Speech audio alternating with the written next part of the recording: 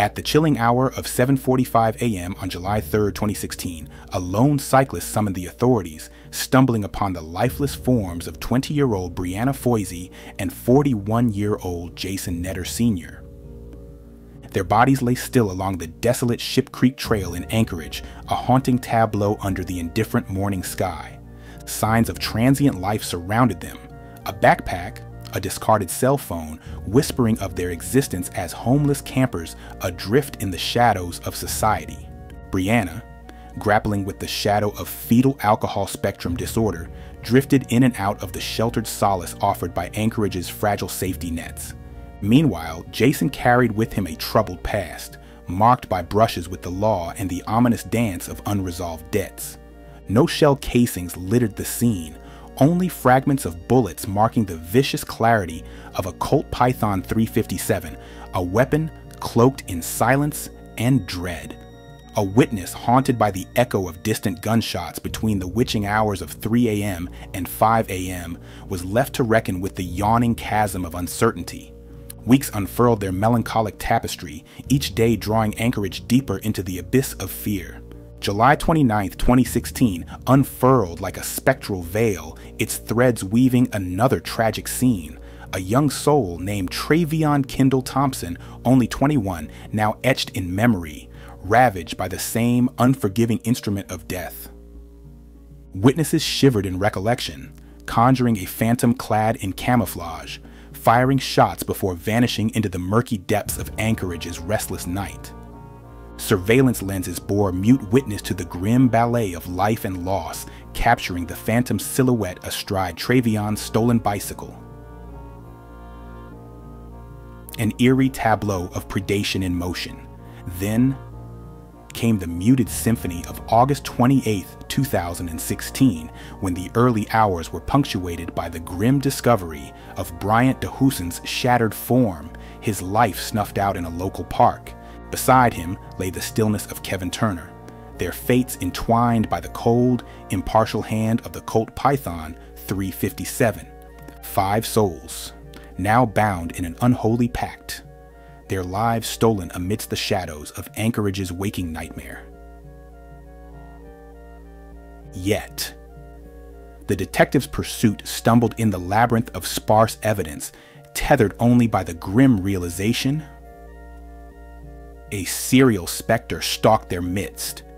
Whispers among the living spoke of the dread that more than one grim reaper might prowl the dim alleys and silent pathways, each step echoing the pulse of a city gripped by nameless dread. Then, as the clock told 1:43 a.m. on November 12, 2016, a cab driver's plaintive call pierced the chill of downtown Anchorage, marking the dawn of a reckoning. Officer Arn Salau, a lone sentinel in the city's uneasy vigil, met the shadow in human guise. Words failed in the cold night air, replaced by the searing symphony of gunfire exchanged in the dance of predator and prey. In the spectral shadows that engulfed the intersection of 5th Avenue and Cordova Street in Anchorage, Ritchie's fate was sealed in a chilling clash with Officer Arn Salau and Sergeant Mark Patsky of the APD on that ominous November 12, 2016.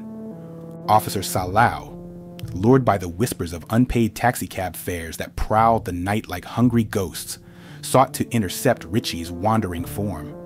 Yet, what began as a routine encounter in the dead of night soon unraveled into a sinister ballet of hostility.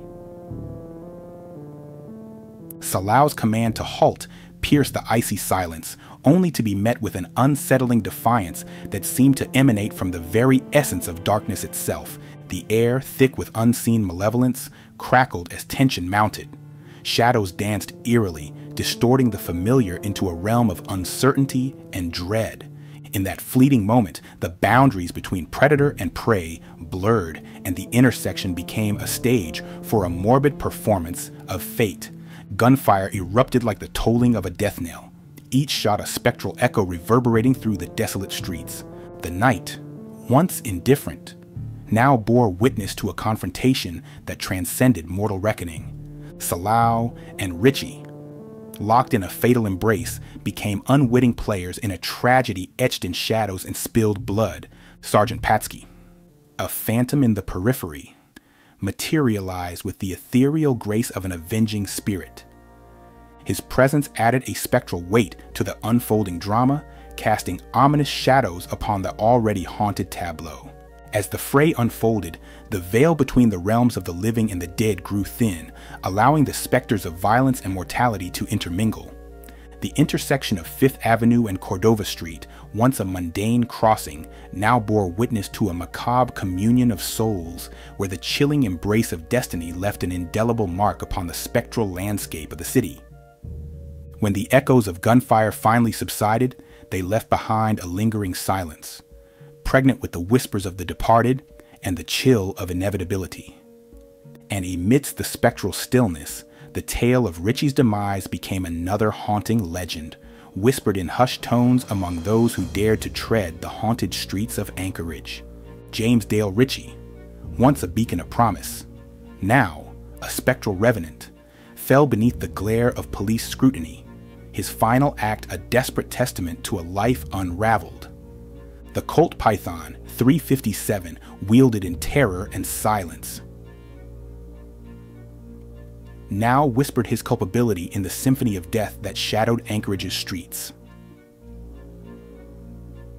The revelation of Ritchie's connection to one victim, Travion Kendall Thompson, sent a chill through the city. Travion, a 21-year-old, was the son of Bobby Thompson, a childhood friend with whom Ritchie had once shared camaraderie in their youth. James had been a frequent guest in the Thompson household, their ties woven deep in the fabric of Anchorage's community. James Dale Ritchie's early years were bathed in promise. A star athlete in Anchorage's high school leagues with an SAT score of 1,200 and dreams of Division I football stardom, unscouted by recruiters. He ventured as a walk-on at the University of West Virginia, only to return disillusioned after a single semester in 1995. Back in Alaska, the allure of crime beckoned, ensnaring him in a web of drugs and illicit fights with dogs. His confrontations with Anchorage police over the ensuing decade bore witness to a life spiraling further into the shadows.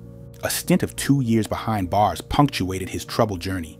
Yet in 2013, Ritchie sought redemption in Virginia, where his parents resided. There, he pursued education and endeavored towards an engineering career, striving to shed his turbulent past. However, fate's twisted hand beckoned him back to Anchorage in March 2016, a return that would mark the onset of his darkest chapter. The gun, a malignant talisman, bore testament to his descent into the darkness, its twisted trajectory mirrored in the fragments of his fragmented mind. Murmurs spoke of paranoia, of spectral whispers that plagued James in the final throes of his descent. His phone, a conduit to the world's cruel ballet, chronicled a macabre dance with the headlines, a testament to a mind unspooling in the shadows. Anchorage, scarred and weary, clutched at fragments of solace. A serial specter caged, but the echoes of those stolen nights lingered, woven into the fabric of a city's collective nightmare. Be on the lookout for another video coming soon. Stay ready and be safe out there, people.